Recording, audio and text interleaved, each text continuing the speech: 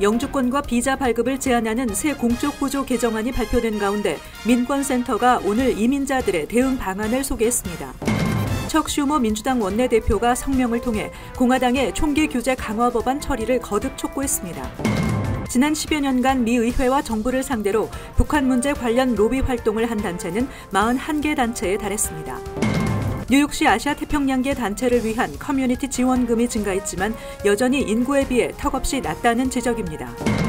뉴욕시 지하철 일부 역에서 시행되고 있는 터치형 요금 결제 시스템 옴니 이용 누적 횟수가 100만 회를 넘어섰습니다. 이상은 이 시각 주요 뉴스입니다.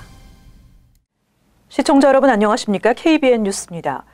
최근 불법 이민자 단속 강화를 주문하던 트럼프 정부가 정부 재정에 부담이 되는 이민자에게 영주권과 비자 발급을 제한하는 새 공적 부조 개정안을 발표했는데요. 민권센터는 오늘 기자회견을 열고 개정안에 대한 설명과 함께 이민자들의 대응 방안을 소개했습니다. 보도에 임동규 기자입니다.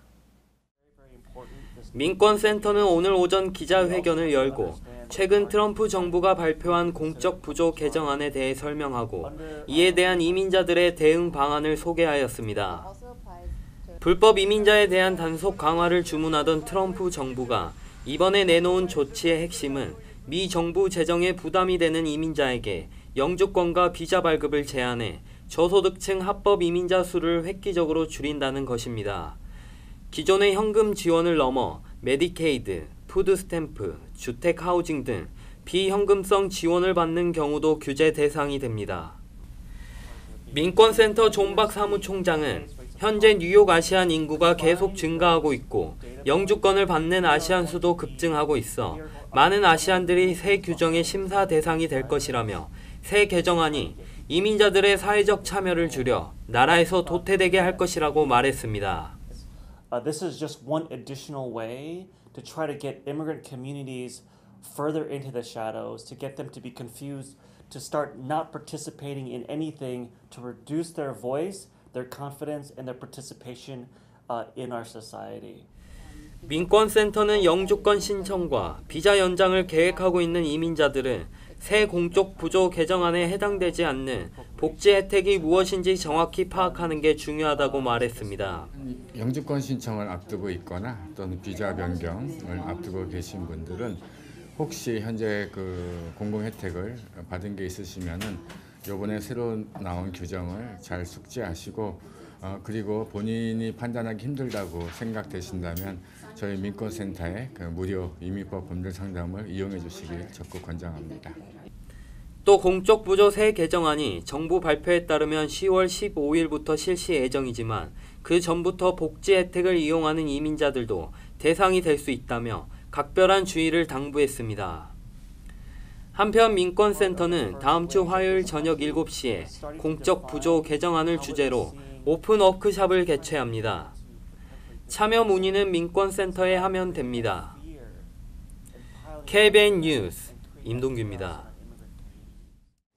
연방의회가 현재 5주간의 휴회에 들어간 가운데 민주당은 공화당의 조기 개회를 통해 총기 규제 강화 법안을 신속히 처리하라는 압박을 가하고 있습니다. 척 슈머 민주당 원내대표는 어제 성명을 통해 법안 처리를 거듭 촉구하고 나섰습니다. 척 슈머 상원 민주당 원내대표는 어제 도널드 트럼프 대통령에게 50억 달러 규모의 국경 장벽 건설 예산 요청을 철회하고 이를 총기 폭력과 백인 우월주의 극단 세력을 억제하는 정책에 전용할 것을 촉구하고 나섰다고 로이터 통신이 보도했습니다. 슈머 대표는 성명에서 총기 폭력, 폭력적인 백인 우월주의 극단 세력이라는 이 나라의 이중 재앙은 국가 안보의 위협이라고 강조했습니다. 슈머 대표는 국경 장벽 건설 예산을 연방수사국의 국내 테러 수사 활동, 국토안보부의 폭력적 극단주의 단속, 연방보건기구의 총기 사건 연구 활동에 투입할 것을 요구하고 있습니다. 한편 민주당의 하원의원 5명은 이날 총기 난사 사건 피해자들의 친척과 지인들이 모인 가운데 기자회견을 갖고 미치 매코넬 상원 공화당 원내대표가 본회의를 조기에 소집해 총기 규제법을 표결에 붙일 것을 촉구했습니다. 미국 상하원은 휴회 중이며 매코넬 공화당 원내대표는 조기 개회를 통해 법안을 신속히 처리하라는 민주당의 요구에 대해 미온적인 자세를 취하고 있습니다. 하원은 올 초에 구매자의 신원조회를 한층 강화하는 내용의 총기 규제 법안을 채택했지만 상원에서는 입법 절차가 늦춰지고 있는 상황입니다. 지난 10여 년간 미 의회와 정부를 상대로 북한 문제 관련 로비 활동을 한 단체는 41개 단체에 달하며 이 중 로비 활동을 가장 많이 한 단체는 국제은행 간 통신협회 스위프트로 나타났습니다. 미국의 소리방송이 비영리기구 오픈시크릿에 공개된 2006년부터 올 6월까지 약 13년 사이 미국 내 북한 관련 로비 활동 내역을 집계한 결과 로비 활동에 나선 단체들은 국제금융기구와 민간업체부터 대량 살상무기 비확산 옹호 활동을 벌이는 비영리기구, 인도주의 지원 활동에 참여하는 국제기구까지 다양했습니다. 로비 활동은 대북 거래 연루 가능성이 제기되온 금융 네트워크 스위프트가 55건으로 가장 활발했습니다. 대북 제재와 관련된 스위프트의 로비 자금은 각 분기별 6만 달러 수준이었습니다. 과거 이란의 사례처럼 스위프트의 세컨더리 보이콧, 즉 3차 제재를 적용해 북한을 국제금융망에서 완전히 차단해야 한다는 주장이 미 의회에서 제기돼 왔습니다.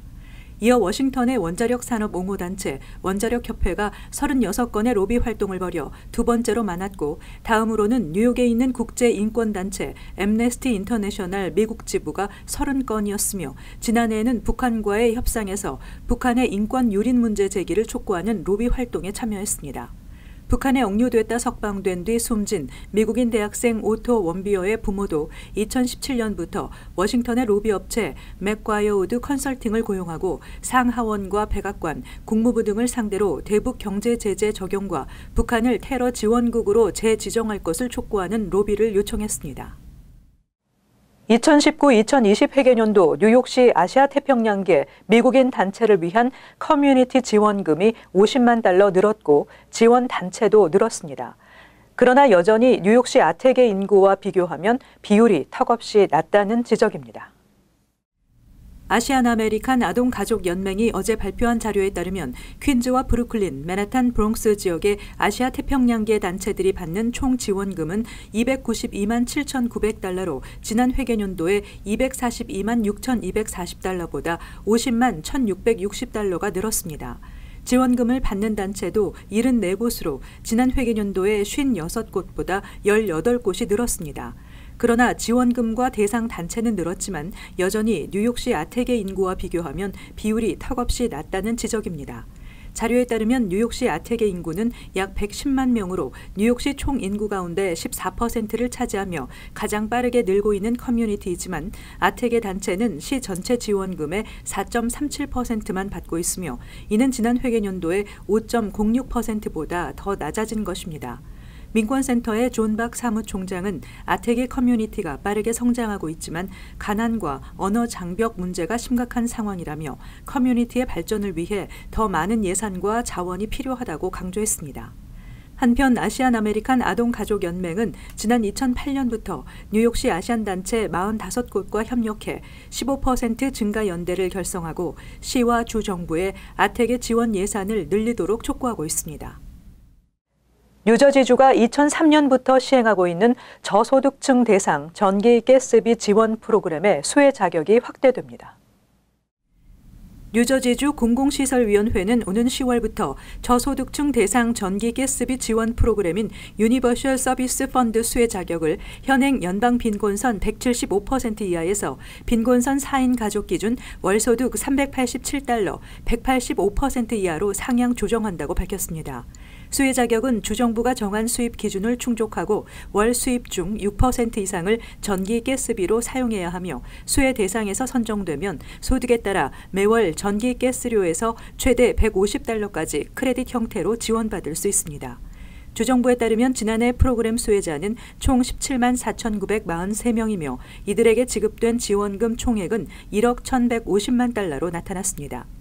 유니버셜 서비스 펀드 프로그램 신청은 주정부 웹사이트에서 신청서를 내려받아 작성한 뒤 거주하는 카운티나 담당 부서나 전력 공급 회사 등의 우편으로 제출하면 됩니다. 뉴저지 주요 한인 밀집 학군들의 교육 예산이 증가했지만 여전히 학생 1인당 교육 예산의 편차는 큰 것으로 나타났습니다. 뉴저지주 교육국이 발표한 2017-2018 학년도 학생 1인당 교육 예산 자료에 따르면 학군별로 큰 차이를 보였습니다. 팰리세이드 파크, 포틀리, 리치필드 등 대다수 한인 밀집 학군이 2년 전에 비해 학생 1인당 교육 예산이 증가했지만 팰리세이드 파크의 13,420달러와 비교해 알파인의 경우 학생 1인당 교육 예산이 32,981달러로 2만 달러 가까이 차이를 보였습니다. 주 전체 평균인 16,599달러보다 1인당 교육 예산이 낮은 학군은 레오니아, 클로스터, 포틀리, 크레스킬, 팰리세이드 파크 등으로 나타났습니다. 학생들에게 양질의 교육을 제공하기 위해 충분한 교육 예산이 투입돼야 하지만 한편으로는 학교 운영을 위한 행정 비용이 상당해 납세자들의 부담이 크다는 지적도 나오고 있습니다. 교육 예산은 학교 관련 지출 중 평균 11%가 교육감이나 교장, 행정 직원에게 지급되는 인건비에 쓰여지고 있습니다. 뉴욕시 교육국이 최근 문화 수용 교육 확대 등을 발표한 바 있지만 소수의 학생들이 공감을 느낄 수 있는 소수의 교사는 턱없이 부족해 교사 양성 프로그램 등의 인종 다양성이 부족하다는 지적이 제기됐습니다. 교육 전문 비영리 단체 에듀케이션 트러스트 뉴욕은 최근 발표한 보고서에서 2016년 기준 주 전역에서 교육학 석사를 받은 1,500여 명 중 63%가 백인인 것으로 나타났다고 월스트리트 저널이 어제 보도했습니다. 보고서에 따르면 교육학 석사 프로그램을 수료한 아시안 학생은 전체의 5%, 흑인 8%, 히스패닉 11%였습니다. 소수의 학생 부족 현상은 남학생의 경우 더욱 심각한 것으로 나타났습니다. 남학생은 전체 학생 중 히스패닉 215명, 흑인 145명, 아시안 110명으로 나타나 아시안 남학생은 전체의 1% 정도였습니다. 월스트리트 저널은 뉴욕시 교사의 경우에도 소수의 교사 부족 현상이 심각하다고 지적했습니다. 2017-2018 학년도 뉴욕시 학교에 재학 중인 아시안 학생은 전체 학생의 16%로 집계됐지만 아시안 교사 비율은 7%에 그쳤으며 흑인 교사는 18%, 히스패닉 교사는 16%로 집계됐습니다. 월스트리트 저널은 소수의 교사가 부족하다는 점에서 시 교육국이 최근 발표한 문화 수용 교육 확대도 어려움에 봉착했다고 지적했습니다. 노동경제연구소의 2017년 보고서에 따르면 3학년에서 5학년 과정 중 흑인 교사가 1명이라도 있으면 흑인 남학생의 졸업률이 늘어나고 특히 저소득층 학생의 경우 그 효과가 더 크게 나타나는 것으로 조사됐습니다. 월스트리트 저널은 미국 전역에서 교사 양성을 위한 과정이 번거롭고 초봉이 낮아 학자금 대출 상환 부담이 크기 때문에 교사 부족 현상이 일어나고 있다고 분석했습니다.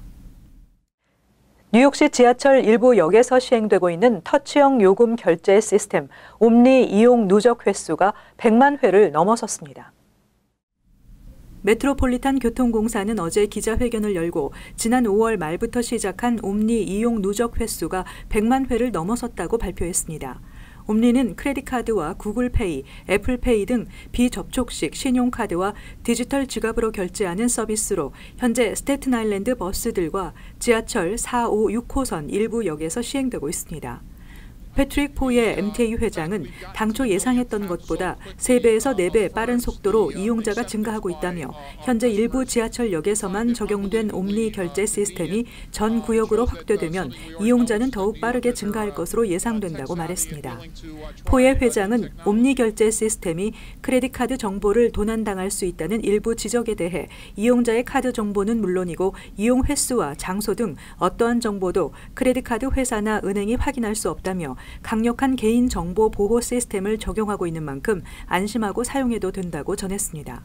MTA는 옴니 시스템을 오는 2020년까지 뉴욕시 버스와 전철 등 전 구간에 적용하고 2023년부터는 메트로카드 발급을 중단할 계획입니다. 뉴욕시 471곳의 지하철역 중 구조적 문제가 발견되지 않은 역사는 31곳에 불과한 것으로 조사됐습니다.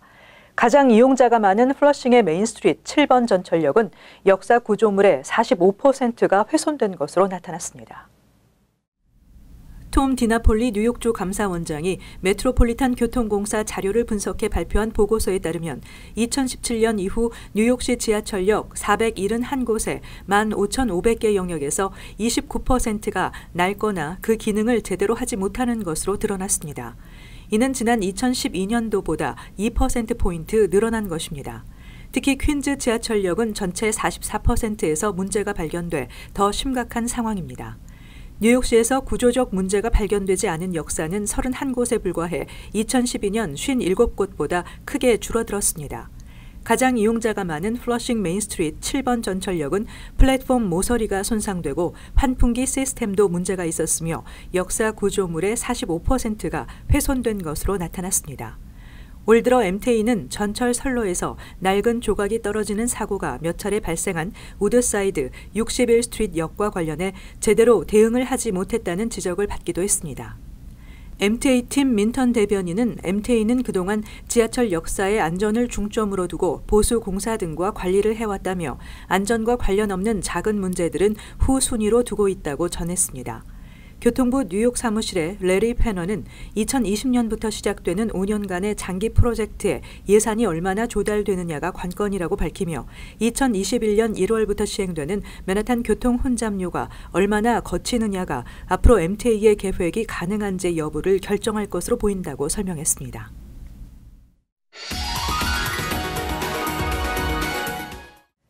이어서 LA 지역 한인사회 소식입니다. LA 12지구 시의원 보궐선거 결선 투표가 종료됐습니다. 이른 아침부터 투표소마다 귀중한 한 표를 행사하려는 유권자들의 발길이 이어졌는데요. 한인들의 한 표가 제2의 한인 시의원 배출을 결정짓는 변수가 될 것으로 전망됩니다. 김재현 기자가 보도합니다. 한인 조니 후보가 시의원으로 출마한 LA시 12지구 결선 투표가 오늘 치러졌습니다. 많은 한인 유권자들은 또 한 명의 한인 시의원 배출에 기대를 안고 한 표 권리를 행사하기 위해 투표소를 찾았습니다.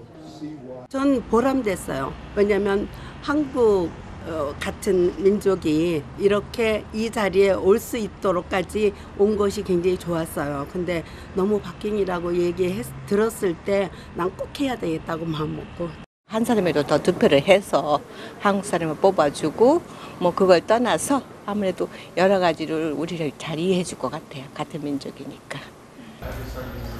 조니 후보는 현재 경쟁 상대인 노레인 런드퀴스트와 초접전을 벌이고 있습니다. 지난 6월 예비선거에선 두 후보 간 표 차이가 438표에 불과했습니다.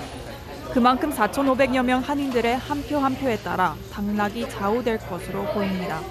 Because it's a special election and because turnout is expected to be a little bit lower, every vote is going to count. I've worked on campaigns before that are decided by just a few hundred votes, and so I'm going to need anybody who's expressed support for me to get out, get to the polling place and cast their vote today.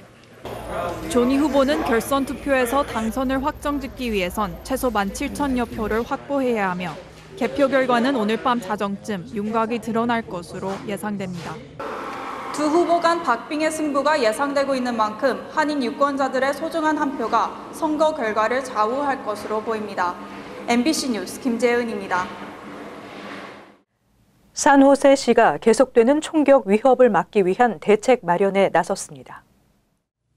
샘 리카르도 산호세 시장은 총기 소지자들에게 책임보험 가입을 의무화하는 조례안을 발의했습니다.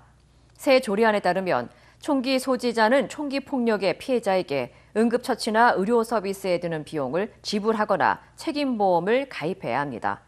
이에 대해 리카르도 시장은 이 조례안이 통과되더라도 총기의 폭력이 갑자기 사라지지는 않겠지만 총격 피해자가 발생하는 것을 막을 수 있을 것으로 기대했습니다. 한편 일각에서는 책임보험 가입 의무화가 3명의 목숨을 앗아간 길로이 마늘 페스티벌 총기 난사 사건을 막지는 못할 것이라는 반대 목소리도 나오고 있습니다. 이어서 간추린 소식입니다. 한국 외교부가 발표한 제13회 세계 한인의 날 포상 후보자 명단에 김동찬 시민참여센터 대표와 박면수 민족화해협력 범국민협의회 상임의장이 포함됐습니다. 김 대표는 미주 한인사회의 정치력 신장, 한인 차세대 양성, 이민자 인권 보호, 한미 관계 증진에 헌신한 공로가 인정됐습니다. 박 상임이사는 17년간 찰스 랭글 전 연방 하원 의원 후원 회장으로 활동하며 한미 관계 강화와 동포사회 위상 제고에 크게 기여한 공로를 인정받았습니다. 뉴욕 한인회는 뉴욕 한국어 교육원과 미주 한국어 재단과 함께 뉴욕 한인회관안에 강의실을 마련해 오는 9월부터 한국어반 강좌를 실시한다고 밝혔습니다. 강좌는 주당 2회씩 10주 코스로 진행되며 초급과 중급, 고급반 등으로 나눠 나이에 상관없이 누구나 수강할 수 있습니다. 강사는 이선근 미주 한국어 재단 회장이 맡습니다. 뉴저지 주정부는 오는 16일부터 노동절인 다음 달 2일까지 2주 동안 주 전역에서 음주운전 집중 단속을 벌입니다. 주정부는 이번 단속을 위해 110개 타운 경찰에 총 54만 1,420달러의 특별 지원금도 지급했는데 이 중에는 포틀리, 티넥, 파라무스 등 한인 밀집 타운도 다수 포함됐습니다. 음주운전 단속에는 타운 경찰들 외에도 주 경찰 등 300여 법 집행 기관들도 동참할 계획입니다. 마가렛 친 뉴욕시 의원은 어제 뉴욕시 소비자 보호국에 공동 침실에 여러 명이 함께 투숙하며 샤워실과 주방 등을 공유하는 저렴한 숙박시설인 호스텔 부서를 신설해 관리 감독하는 내용의 조례안을 상정할 계획이라고 밝혔습니다. 이번 조례안에 따르면 호스텔은 건물 객실의 70% 이상을 단기 임대 목적으로 사용해야 하며 호스텔을 운영하기 위해 별도의 라이센스를 신청해야 합니다. 계속해서 환율과 증권 소식입니다.